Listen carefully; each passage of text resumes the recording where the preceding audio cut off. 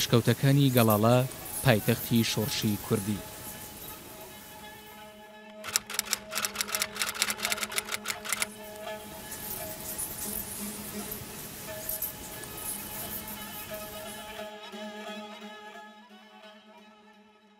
سەرەتا هیچ بارەگایەکی پێشمەرگە لە نێو ئەشکەوتەکان نەبوو، بەڵکو زۆربەی بارەگاکان لە نێو گوندی گەڵاڵە خانوویان بۆ دروست کرا بوو. پێش شۆڕش بازاڕێکی تەواو لەلایەن خەڵکی گوندەکەەوە دروست کرا بوو. زۆربەی جوڵە بازرگانیەکان لەو ڕێگەیەوە بوو. تاوەکو دەستپێکی شۆڕش لەم گوندەدا ئیدارەیەکی بچووکراوە هەبوو. قوتابخانە، نەخۆشخانە، پۆلیس و پێکاتەی حکومەتێکی بچووکی تێدا بوو. وەکو باز دەکرێ گەڵاڵە پایتەختی ئەو حکومەتە بچووکە بوو کە لەژێر سەرپەرشتی پارتیدا دروست کرا بوو. مەکتەبەی لای خوارێ بوو، جێگەی ئەرزاق خوشیوە بوو، هەتا وەلعاسڵ بۆ شەڕی بەقەوەتوانە مەقەر هاتێرە مەقەر هێز هاتە ناو ئەشکەوتەی. ئەزامر هێزیان زۆر بووینە، پێشی کە بڵین دەستی بە شۆڕش کردێ مەلاتەها لێرە بووە، پاشی مەلاتەهای بڵین پێشمەرگەکان جارە چێلیاندا لەو گەڵیە پشتی ڕزانەی عەسکەرێکی زۆر کوژرا و پێشمەرگەکە ڕۆیشتن شکان. ئەو قەوەتە نەبوو نەهات بۆ مەنتیقەی. لەوێ ڕۆیشتن چوونە مەنتیقەی دۆڵەر خەولە و لای بوون لای عەباساغای. پاشێنجی کە دەستی پێکردەوە شۆڕش مەحموود کەوانی هاتوو، قەوەتێکی زۆر هاتوو، قەوەت لای بادینان ڕەهاتوو، مەقەریان دانانەوە و هاتن چوونە سەق قسڵی ڕایەتێ. لێرە شورتە هەڵات قەوەی سیار و شورتە.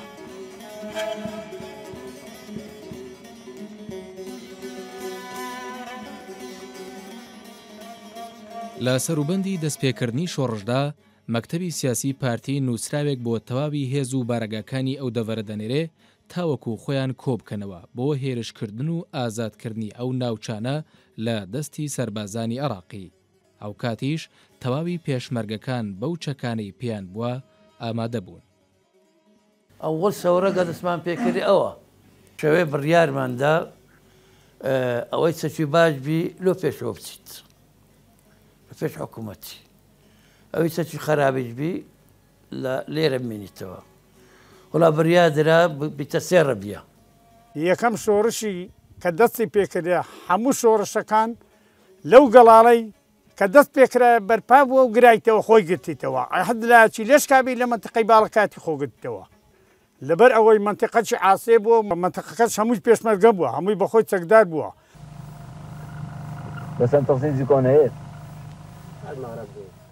وەکو باز دەکرێت قورسترین شەڕی پێشمەرگە لەو دەڤەرە لە قشڵەی گەڵاڵە بوو. ماوەی چەند ڕۆژێک شەڕیان کردووە، بەڵام دواتر لەلایەن پێشمەرگەوە ئازاد کرا. ئەحمەد باوە کرد بە ڕەحمەت بینەمایە، گوتم لە دوویە نێرم ئەگەر ئیشەکەن لۆ بکات. وەڵا لە دووم نارد، ئەحمەد باوە کرد هات، وتی دیوارخانم لۆ بکەوە کەس شنێتە ژۆرێ، حتا سەعات دووی ئەتوشنێت دەرکەم لە سەقەیم کە. سەعات دوێ گەهاتم چار قومبەلەی ئازر کردم لێرێ داناون. وەڵا شەوێ قومبەلەکانی هاویتنە قشڵێ، گە هاوی تێ لەوێ خانیەکە لەرزی، ئەوە لەرزی خانیەکە. سبەینێ سەعات هەشتی تەسمیل بوو، قشڵەمان تەسمیل بوو. ماوەکی زۆر ئەو قشڵە تەسمیل نابوو، عاسێ بووە مەقبەرە. پاشێن لە شۆڕش دەستی پێکردو مەقەر هێزیان هینا لە بە تیارەی لێریاندانا.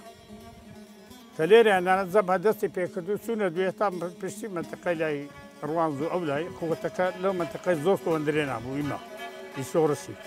لەبار زانڕا مەلا مستەفا هات یەکسەر هات لە بۆ حاجی عومەرات، یەکسەر لە بۆ حاجی عومەران هات بە دۆڵی باڵەکایەتیە داهات لە ژێڵا بابی من نانی و من دەدا لە بۆم دەبرد لە ڕەبیعەشێدا بوو لە بەرامبەری قشڵی ڕێات. لە حاجی عومەران قشڵی ڕایەتێدا مەعسەرەدا بوو، قشڵی ڕایەتیەش گرا بۆڵ یان قشڵی ڕایەتێگر چەند تفەنگی ئینگلیسی چەند ڕەشاشی برێن ئەوان هینا. کورد لە مێژە خاکەکەی داگیرکراوە و خۆیشی سەرکوت کراوە. کوردستان لە دوای شەڕی چاڵدێران لە ساڵی 1514 کرایە دوو پارچە. لە دوای سایکس بیکۆش کرایە 4 پارچە. ئەو پارچەکاریە ڕنگدانەوەی خراپی دروست کرد، بەڵام وێڕای تایبەتمەندیەنەتەوەیەکان زۆر ڕووداوی دیکەش کورد بە یەکدی دەبەستنەوە. سهوئێکی شۆڕەشە بارزان دەست پێکردەوە، حتا سهوسێ 43 جارێکاتی تری شۆڕەشە بارزان دەست پێکردەوە. چونە مەهابادê ya قازی محەممەدی ئەوێ دەست پێکرد و جمهوریە کوردستانê el مەهاباد هاتە دەیناندنێ. ئەف کاودانە هەمی وەلێ هاتن ku ظروف مهیا ببرن بۆ ملەتê کورد jî ملەتê کورد bi xwe pisyara heqê xwe bikedin û xedir jî ser hindê ra xedir jî lê hate kirinê çunke el vê bizavawê welê hatin ku Kurdistanê bikene çar parçe. پارتی دیموکراتی کورد لە ڕۆژهەڵاتی کوردستان لە سەردەمی بەشداری مەلا مستەفای بارزانی و چەندین سیاسەتوانی دیکە لە کۆماری کوردستاندا ئامادەکاری بۆ کرا، بەڵام لە باشووری کوردستان ڕاگەیەنرا و مەلا مستەفای بارزانیش بووە سەرۆکی ئەو پارتە. ئەو کاتە مەلا مستەفا لە مەهاباد بوو، کۆماری مەهاباد. طبیعی لێرە لە کوردستان دوو حیزب هەبوو، حزبی ڕزگاری هەبوو، یعنی ئەو حزبێکی قەومی بوو تقریبا، و حزبی شۆڕشیش هەبوو کە وەکو بڵێن حزبی شوعی کوردستان بوو. شتێک بوو لەو بابەتە. فکرێکی وا پیا بوو کە بۆچی بە یەکەوە نەتوان حزبێکی یعنی ڕزگاری خوازی قەومی نەتەوەی دروستکەن لە وەختە. ئەوە بوو فکرەکە حەمزە عەبدوڵڵا بردی بۆ لای مەلا مستەفا بۆ مەهاباد. لە مەهاباد کە مەلا مستەفای دی وەکو فکرێ عەلە ئەساس شتێکی وا بکەن و مەلا مستەفا سەرۆکی بێ، سەرۆکی ئەو کارە بێ. هەر لەو کاتەوە پارتی مۆرکێکی نیشتیمانی وەرگرت، بۆیە بەشێکی زۆری پارت و کۆمەڵە سیاسیەکانی باشووری کوردستان وەکو کۆمەڵەی دارکەر و حەزبەکانی شۆڕش و ڕزگاری و هیوا چوونە ناویەوە. بارزانیش بۆ سەرۆکایەتی هەوڵیدا هەموو پێکاتە و ناوچەکانی باشووری کوردستانی تێدا بەشدار بن.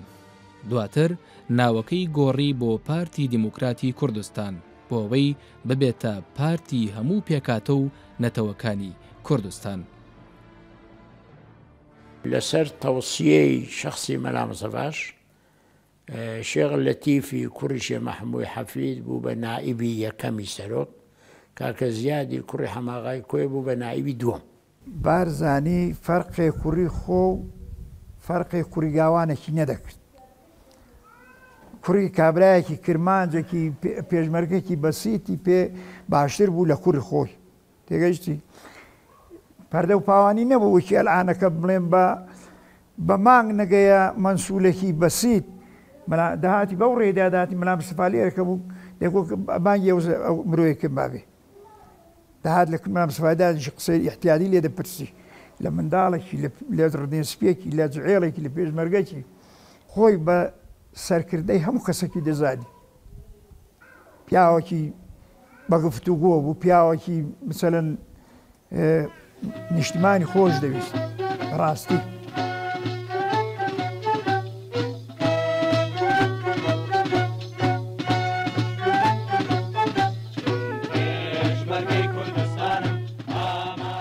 پارتی دیموکراتی کوردستان دوای گەڕانەوەی بارزانی و لە ساڵی 1950 ڕۆڵێکی گەورەی گێڕا لە ژیانی سیاسی و کۆمەڵایەتی خەڵکی کوردستاندا، بە تایبەت دوای ڕووخانی سیستەمی پادشایەتی لە عێراق مۆڵەتی کارکردنی وەرگرت.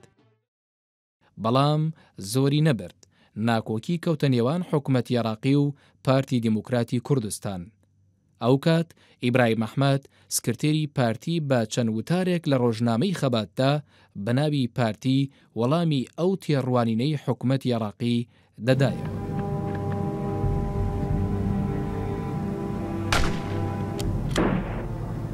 لە ئەنجامی ئەو ناکۆکیانە شەڕ دەستی پێ کرد.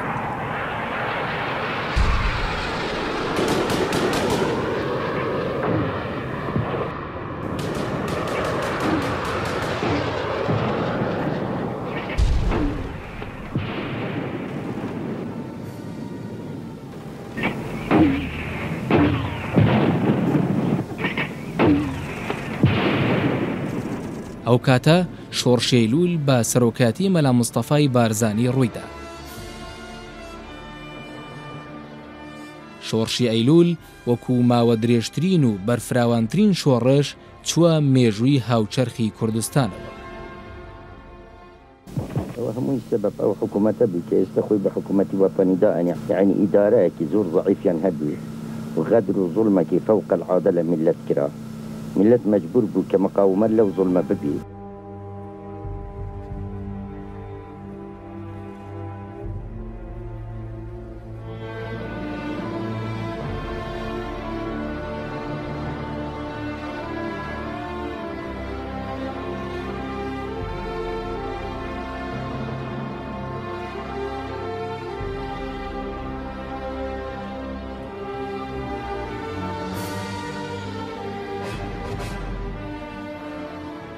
پێشمەرگە هێوێرێ چوو حتا چۆ سلێمانی و سوورداش و خانقینە یەتوێ دیرکی ئەت هاتە فێرێ معنا ئەف فەویدیە ئەف شۆڕەشە یا سەراسەری بیە. شۆڕشی ئەیلول شۆڕشێک بوو کورد لە هەموو پارچەکانی کوردستاندا بەشداریان تێدا دەکرد.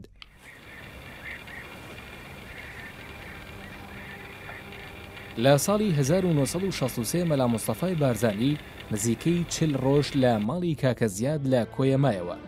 لەو ماوەیەدا کۆنگرەی نەتەوەیی بە بەشداری تەواوی حەزب و لایەنە سیاسیەکان ئەنجامدرا. ئەو وێنەی سەرکردە مستەفا بارزانی بالضبط ئێرێ بالضبط ئەو زاویەی ئەو هەلە لە ئەو ڕسمێک کە گیرایە ڕووی بەرەوە ئەوە نفسی شوێن نفسی و ئەوە ئەلێرە لە کاتی ئەوە دیارە یەک لە پاسەوانەکانێکی لە پێشەوە بالضبط موقعەکەی ئێرێ. ئەو وێنەیەش گیراوە ئەو وێنەیە ئەو ژوورەیە بالضبط طبعا ئەو ژوورە لەگەڵ دیوەخانەکەی یەک بووە کاتە بەڵام مەبەستم لێرە نیشاندانی زاوی پەنجەرەکە و ئاگردانە بووە کە لە پێ ئەو ئاگردانەکەی لە پشتەوە کە ئاسارەکەی کەماوە ئەوش پەنجەرەکەیە.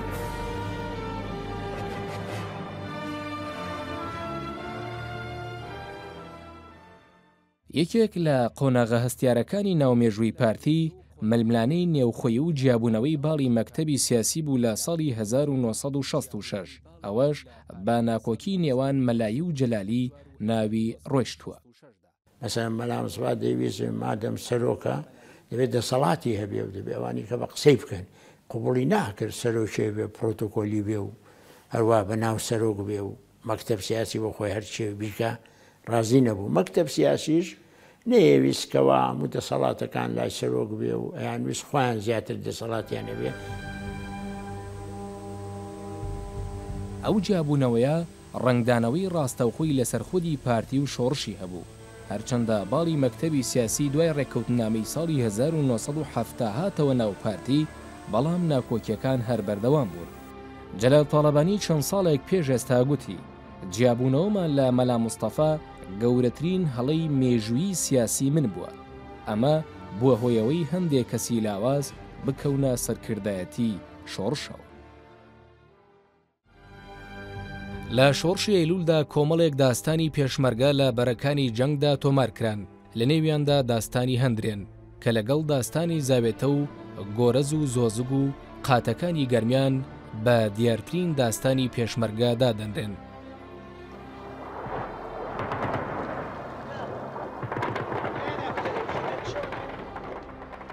شەڕی هەندرێن کاریگەری ڕاستەوخۆی بەسەر گۆڕینی هاوسەنگی هێزی نێوان سوپایعراق و پێشمەرگە لە بەرەکانی جەنگدا هەبوو. زۆر لە سیاسەتمەدارانی ئەو کات دەڵێن داستانی هەندرێن یەکێک بوو لەو هۆکارانەی حکومەتی عێراقی ناچار بکە دانووساندن لەگەڵ سەرکردایەتی شۆڕش بکات.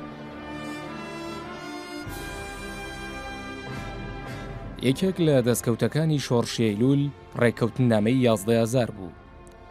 بۆیە ناچار داوای حکمی ذاتی ئۆتۆنۆمی بۆ خۆی بکات لە چارچێوەی سنووری عێراقدا بۆ ئەوەی بتوانی نەختێ بە ئاسوودەگی و سەربەستی بژیت. لە 11 ئازاری 1970 حکوومەتی عێراق ڕێککەوتنامەیەکی لەگەڵ کورد واژۆ کرد کە بووە هۆی بەرزکردنەوەی ورەی خەڵکی هەرێمی کوردستان و لە هەموو لایەکەوە پێشوازی لەو ڕێکەوت نەکرا. ڕێکەوتنامەکە لە 15 خاڵ پێکات بوو کە گرنگترینیان دانان بوو بە ئۆتۆنۆمی بۆ کوردستان. بە بابی گوتی قەزرێکی دروستکەم، بابیش گوتی کاکە پاشای کۆرە چەند قەسری هەبوونە ئەلعاجی ئاساری دیارە قەزرێکی دروستکە شوێنێکی دروستکە ئاساری بمێنی. وەڵا گوتی ئەگە ئیجازە بدەی ئەو گردەشکون دەکەم. وەستای هینان گردەکەی کورد و قەسرەکەی دروست کرد و لەو قەسرەی بوو گوتی سەعید ئاغا ئەما ڕزگار دەبین کوردستانی دەبێتە حکومەت دەچینە پایتەختی ئەو لێرێ. وەڵی وە قسێ منامسپای خۆم گوێ لێ بوو دەچینە پایتەختی ئەو لێرێ ئەو خانیە لە بۆ تو بەجێ دەمێنی خانیەکەت ئی خۆ دەبێ. بابی گۆ بە جەناوی منامسپای خوا دەکا کوردستان ڕزگار بێ پاک لە خانی نەکەتووە. هەر لە ساڵانی ڕێکەوتنامەکەدا حکوومەتی عێراقی دوو جار هەوڵی تیرۆرکردنی مەلا مستەفا و ئیدریس بارزانیدا. تەقینەوەکە ڕوویدا تەقینەوەکە ڕوویدا دنیا هەموو هەژا دەگەڵ جەنابی بارزانی نەجاتی و بەزگارە بریندار بووە ئادر بۆ خات ماڵە خزمەتی مێ تێدا ئادر ئەو خانی هات کەس ئاگا لە کەس نەما. چارچەکە شەهید بوو زەکی بریندار بوو وابزان دوو پێش بەرگە نازەمە سێ بریندار بەس چارچەکە کوژە ناوی جوعمە بوو. ئەو جا خەڵکەکەویان زانی بارزانی نەماوە خەڵکی ئازومەرە. وەڵا جامەلایەکانی کوژران نیانێن جاتیان بێت. ئەو سیارەکانی دوو سیارەشان سیارەکانشان بە لە ڕێژیان کردن.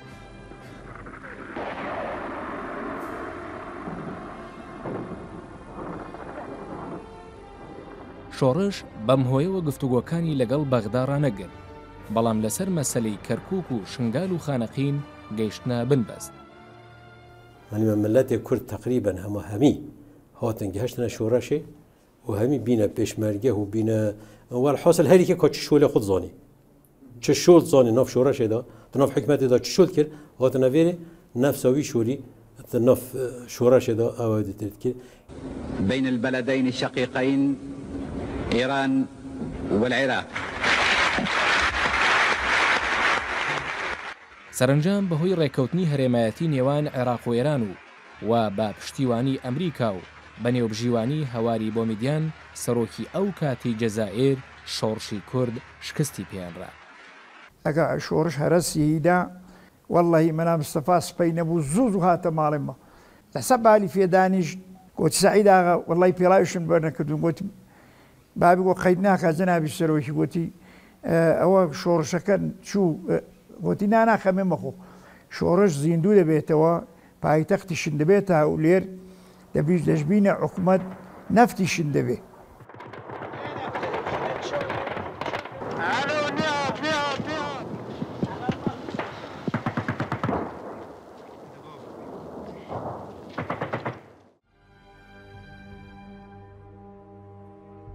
جەوهەرنامەیەک کە بە دەستی خۆی یەکەم بەیاننامەی دەستپێکردنەوەی شۆڕشی نووسیوە لە ژێرناوی کوردستان گۆڕەپانی ڕاستەقینەی شۆڕشە بۆ ئەو شۆڕشەی لە ئەدەبیاتی پارتیدا بە شۆڕشی گوڵان ناسراوە. جەوهەرنامێک دەڵێ هەر لە مانگی ئایاری ساڵی 1975دا بە سەرپەرشتی مەسعود بارزانی لە نەغەدا دەستیان کردەوە بە شۆڕش و ڕێخستنەوەی پارتی. ئەنجاش باشووری کوردستان بە سەردوو هەرێمدا دابەشکرا بۆ دەستپێکردنەوەی شۆڕشی چەکداری کە لە 26 گوڵانی 1976دا لە زاخۆ حاجیۆمەران دەستی پێکرد. ئەو شۆڕشە لە شەڕی جەبهەییدا لە شەڕی خواکۆڕ کۆتایی هات کە لە 19 حوتی 1970 دەستی پێکرد و ماوەی 45 ڕۆژی خایاند تێیدا هێزی پێشمەرگا سەرکەوتنی بەدەستێنا.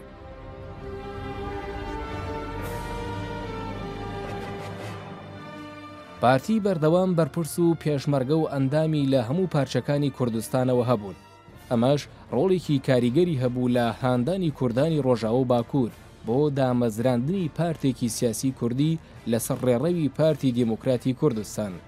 ئەمەش وای کرد لە ڕۆژاوە و باکووری کوردستانیش دوو پارتی دیکە بە هەمان ناو دابمەزرێت.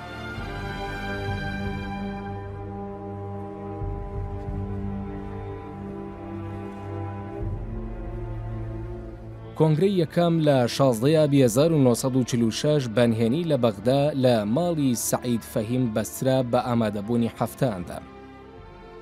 کۆنگرەی دووەم لە مانگی ئاداری 1951 لە شاری بەغدا لە ماڵی عەلی حەمدی بەسترا بە ئامادەبوونی 30 نوێنەر. کۆنگرەی سێیەم لە ساڵی 1953 لە شاری کەرکووک بەسترا بە ئامادەبوونی نزیکەی 40 نوێنەر. کۆنگرەی چوارەم لە ساڵی 1959 لە ماڵی کاکە زیاد لە شاری بەغدا بەسترا بە سەرپەرشتی مەلا مستەفای بارزانی. کۆنگرەی وەختی خۆ مەلا مستەفا داوای کرد گوتی ئەمن خۆم بە اختیار دەزانم داوا لە کۆنگرەی بە ڕێزەکەم ئەمن تااقەتی مەسئولایەتی من نییە حەزەکەم مەسئولەتی لە خۆڵ بژێرن کەس جواب نەداوە دوایە ژنێ نووری شاوێسی ناهیدە شێخ سەلام هەستا گوتی ئەزبەنی پێتوە نووساوالت نابێتەوە. کۆنگرەی پێنجەم لە ساڵی 1960 لە بارەگای پارتی لە شاری بەغدا بەسترا. کۆنگرەی شەشەم لە ساڵی 1964 لە قەڵاتجێ بەسترا. کۆنگرەی حوتەم لە ساڵی 1966 لە گەڵاڵە بەسترا. کۆنگرەی هەشتەم لە ساڵی 1970 لە ناوپردان بەسترا بە ئامادەبوونی 488 نوێنەر. کۆنگرەی نۆیەم لە ساڵی 1970 لە زێوەی دەڤەری مەرگەوەڕی ڕۆژهەڵاتی کوردستان بەسرا لەو کۆنگرەیەدا مەسعود بارزانی بووە سەرۆکی پارتی و ژمارێکی زۆری ئەندامانی سەرکردایەتی پارتی دەستیان لە کار کێشایەوە.